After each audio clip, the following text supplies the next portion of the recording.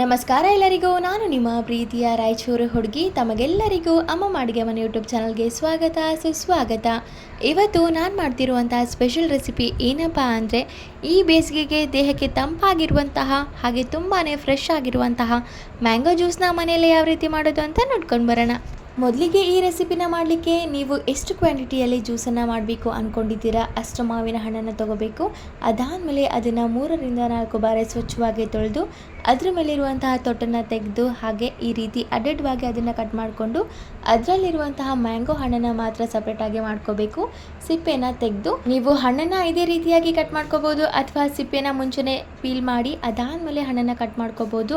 ಇದೇ ರೀತಿಯಾಗಿ ಎಲ್ಲ ಹಣ್ಣನ್ನು ಸಹ ಕಟ್ ಮಾಡ್ಕೊಂಡು ಆದಮೇಲೆ ಒಂದು ಮಿಕ್ಸಿ ಜಾರ್ನ ತಗೊಂಡು ಆ ಮಿಕ್ಸಿ ಜಾರ್ಗೆ ಕಟ್ ಮಾಡಿರುವಂಥ ಎಲ್ಲ ಹಣ್ಣನ್ನು ಹಾಕಿ ಅದಕ್ಕೆ 1-2 ಟೇಬಲ್ ಸ್ಪೂನಷ್ಟು ಸಕ್ಕರೆನ ಹಾಕ್ತಾ ಇದ್ದೀನಿ. ಸಕ್ಕರೆ ಆಪ್ಷನಲ್. ಹಣ್ಣು ತುಂಬ ಸಿಹಿ ಆಗಿದ್ದರೆ ಸಕ್ಕರೆ ಹಾಕೋದು ಬೇಡ. ಸ್ವಲ್ಪ ಹುಳಿ ಮೇಲೆ ಇದ್ದರೆ ಸಕ್ಕರೆನ ಹಾಕ್ಕೊಳ್ಳಿ ಅಥವಾ ಸಕ್ಕರೆ ಬದಲಿಗೆ ಬೆಲ್ಲ ಕೂಡ ಹಾಕೋಬಹುದು.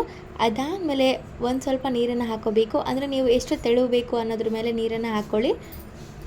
ಎಲ್ಲನೂ ಹಾಕಿದ್ದಾದಮೇಲೆ ತುಂಬ ಚೆನ್ನಾಗಿ ರುಬ್ಕೋಬೇಕಾಗುತ್ತೆ. ಒಂಚೂರು ಕೂಡ ಗಟ್ಟಿ ಅಂಶ ಇರಬಾರ್ದು. ಅಷ್ಟರ ನುಣ್ಣಗೆ ಅದನ್ನು ಸ್ಮೂತಿ ಥರ ಮಾಡ್ಕೋಬೇಕಾಗುತ್ತೆ. ಜಾಸ್ತಿ ತೆಳು ಬೇಕಂದರೆ ನೀರನ್ನು ಜಾಸ್ತಿ ಹಾಕ್ಕೊಳ್ಳಿ ಅಥವಾ ಜಾಸ್ತಿ ಗಟ್ಟಿಗೆ ಬೇಕಂದರೆ ನೀರನ್ನು ಕಡಿಮೆ ಹಾಕೋಬೇಕು. ಇದೆಲ್ಲವನ್ನು ರುಬ್ಬಿದ ಆದಮೇಲೆ ಒಂದು ಪಾತ್ರೆಗೆ ಇದನ್ನು ವರ್ಗಾಯಿಸ್ಕೊಂಡು ಅದನ್ನು ಕಂಪ್ಲೀಟಾಗಿ ಕೂಲ್ ಆದಮೇಲೆ ಕೂಡ ಕುಡಿಬೋದು. ಫ್ರಿಜ್ಜಲ್ಲಿ ಇಟ್ಟು ಅಥವಾ ಇಮಿಡಿಯೇಟಾಗಿ ಕೂಡ ಕುಡಿಬೋದು. ಸೊ ನೋಡಿದ್ರಲ್ಲ, ಇದಾಗಿತ್ತು ಇವತ್ತಿನ healthy and tasty mango juice recipe. ಈ ರೆಸಿಪಿ ನಿಮಗೇನಾದರೂ ಇಷ್ಟ ಆಗಿದ್ದರೆ ಅಮ್ಮ ಅಡುಗೆ ಮನೆ ಯೂಟ್ಯೂಬ್ ಚಾನಲನ್ನು ಲೈಕ್ ಮಾಡಿ, ಶೇರ್ ಮಾಡಿ, ಕಮೆಂಟ್ ಮಾಡಿ ಹಾಗೂ ಅಮ್ಮ ಅಡುಗೆ ಮನೆ ಯೂಟ್ಯೂಬ್ ಚಾನಲನ್ನು ಸಬ್ಸ್ಕ್ರೈಬ್ ಮಾಡಿ. ಧನ್ಯವಾದಗಳು.